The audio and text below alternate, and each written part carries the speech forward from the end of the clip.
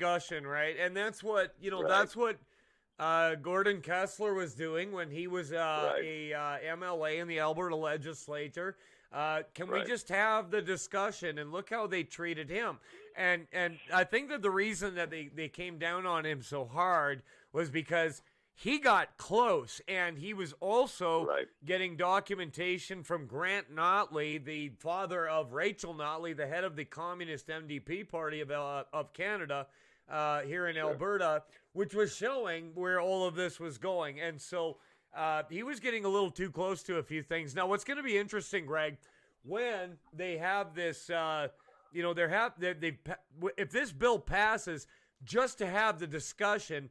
I think one of the most interesting things about it to watch will be the media reaction, and not only that, but the federal government's reaction, because, I mean, Marjorie Taylor Greene brought up the specter or the possibility, let's discuss a national divorce, and they freaked out.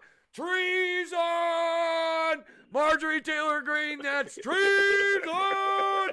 You can't talk about it, right? Greg. You know what? I'm going to tell you what, just to reassure everybody out there in the world, people have caught on to this stuff, Mike. Oh, I know. We're watching. I mean, the stuff you're talking about, what's going on up there, and literally it is just Democrat politicians and the media spinning and locking on the chosen narrative. It's not complicated. Not just Democrats. There. Not just Democrats, Republicans too. Look at Mitch McConnell. Oh, sure. And sure. But even yeah. I brought that up this morning with Deborah, and we're talking about that. We're saying, okay, what's with these rhinos here, right? And the bottom line is, whether it's up in Canada, the AB 51 folks, the Texas folks, or just regular Americans, we've caught on. Okay, Mike. I'll tell you what, Americans and Canadians, Rush Limbaugh used to say, never underestimate the average American and Canadian. But we've caught on. And one thing we don't like, Mike, and you start watching it roll out down here with January 6th committee.